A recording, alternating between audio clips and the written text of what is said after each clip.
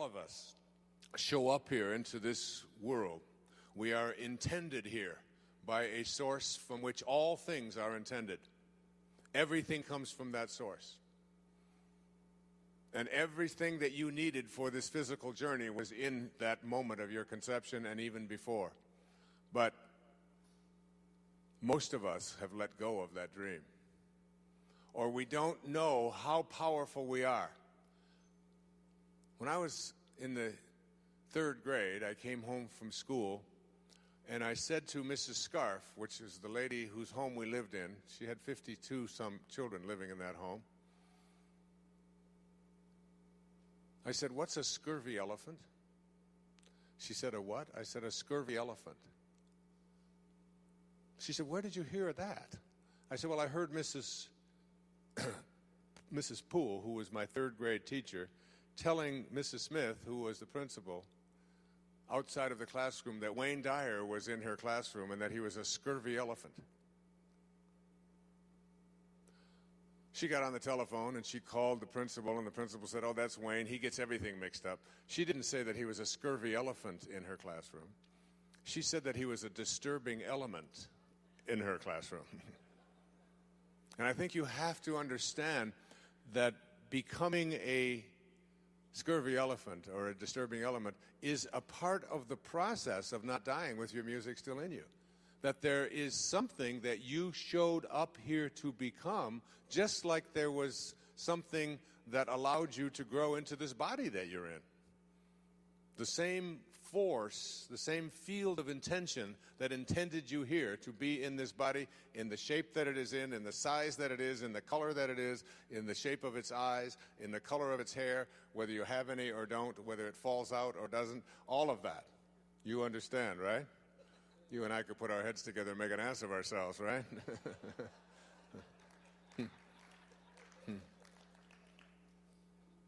It was all intended here.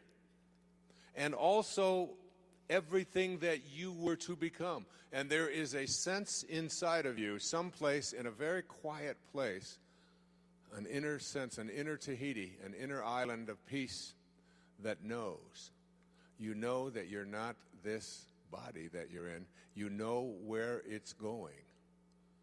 You know it showed up from nowhere. N-O-W-H-E-R-E.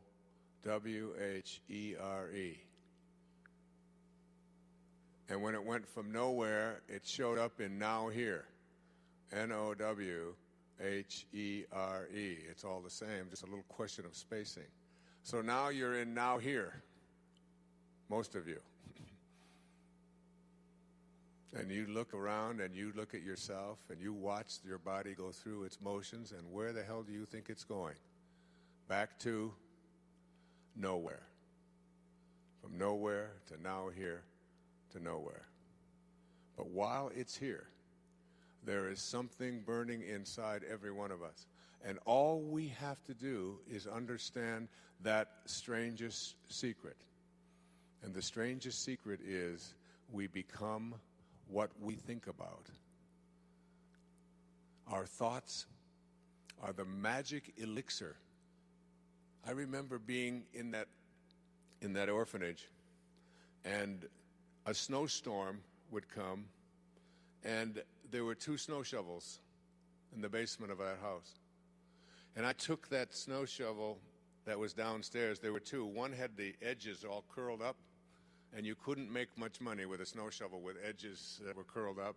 There was another bright, shiny one that Mr. Scarf had made himself. And I used to go down there when it would start snowing, and it seemed to snow a lot more in those days than it does today. And I would sleep with that snow shovel. And I would go outside at 5 o'clock in the morning, wake myself up, 5, 6 o'clock in the morning, and I would shovel everybody's walk on Tucker Street. Everybody. I didn't ask if it was okay and would you like me to and could I and maybe and so on. I just took the initiative and I went out there and shoveled their snow. And then I went back later that morning with my best little Oliver routine, because I was cute. It may not look like it now, but I was then. Cute little blonde hair, and I had little, and I would stand there and I would just tell them that I shoveled your snow for you this morning. And sometimes I get a nickel, or a dime. I even got a quarter a couple of times. Doesn't sound like much, but that's $4,000 in today's money, okay? And it wasn't like there was something in here that said, this is what you do, and you act upon what it is that you feel in here, because that thought that you have is something in the Course in Miracles that says, when I take this microphone to speak, and I'm being introduced as Gary was introducing me, I repeat a line from A Course in Miracles. And the line that I repeat says, if you knew who walked beside you at all times on this path that you have chosen, you could never experience fear or doubt again. You couldn't do it if you had a knowing that you weren't alone. If you knew it from in here with that burning desire. And it is that connection, it is the ability to go and connect to that. And what I want to move to now is, first, what are the obstacles that we have inside of us that keep us from moving into that place within us that allows us to take the snow shovel and just do it? What keeps us from doing it? And then I'd like to talk a little bit about a very powerful book that I'd like all of you to read. It's called Power versus Force. It was written by a very distinguished, brilliant man. I bring it with me to every talk that I give. And I think it's probably the most, well, it is. In fact, I said on the cover of it, let me say exactly how I said it, perhaps the most important and significant book I've read in the past 10 years. And that book and the tapes that I talk about it on, called It's Never Crowded, Along the Extra Mile, are things that I think if you practice it and take it with you, that you don't just become surprised by miracles anymore. You become someone who lives them every moment of your life. And there's absolutely no doubt about it. But before you can get to that place, and I'll try to demonstrate a little bit of it, I won't try to, I will demonstrate it for you up here. And then we'll close, and then tomorrow I'll pick up on intention and how we can make that intention our reality virtually every day. If you understand this simple premise, that we become what we think about, as it says in the Torah, as it says in the Old Testament, as a man thinketh, so is he. As a man thinketh, so is he. We are the products of our thoughts. If you get that simple little thing that I started out with and that I hammer in every book I've written and every talk I've given, every tapes I've produced, we are the product of our thoughts. And our thoughts are very, very powerful. See, if your thoughts are on what you intend to manifest into your life, you can't do anything but do that. But if your thoughts are on one of these four things, which I would suggest that probably 95, maybe 100% of you have your thoughts on these things. And it's like learning to catch these thoughts, to shift them, and to make them become something that you intend to create or manifest. So here they are. The first thing is, if your thoughts are on what is missing in your life, how much of your time do you spend focused on or thinking about what's missing in your life?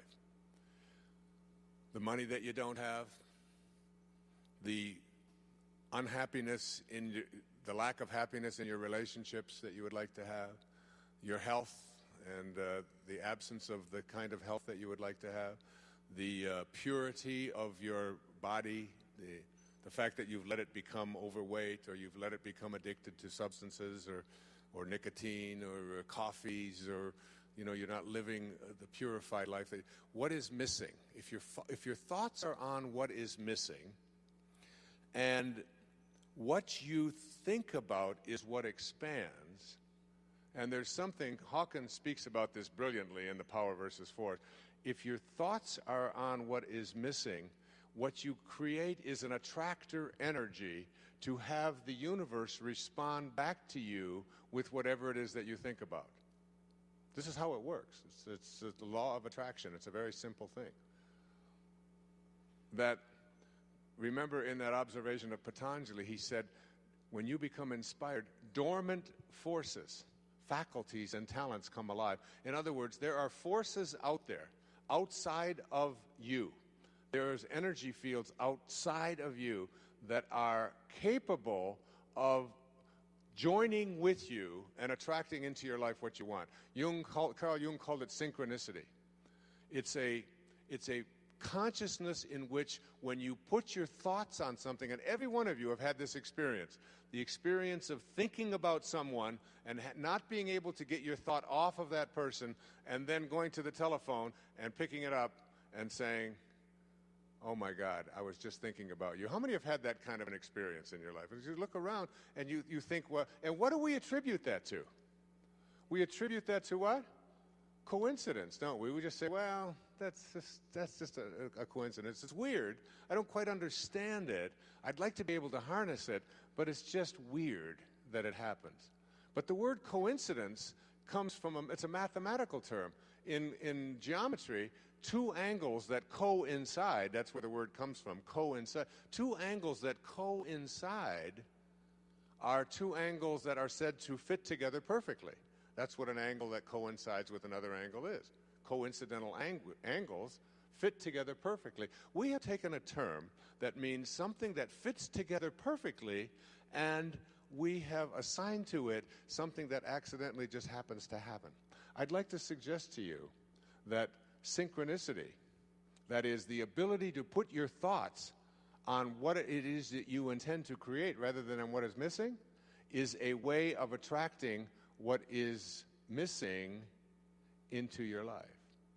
Now, you can continue to either attract what is missing into your life, or you can attract what you would like to intend into your life. It's just a matter of shifting the emphasis. If your thoughts are on, if you talk to other people about what is missing, if you use terms like, with my luck, this probably won't work out.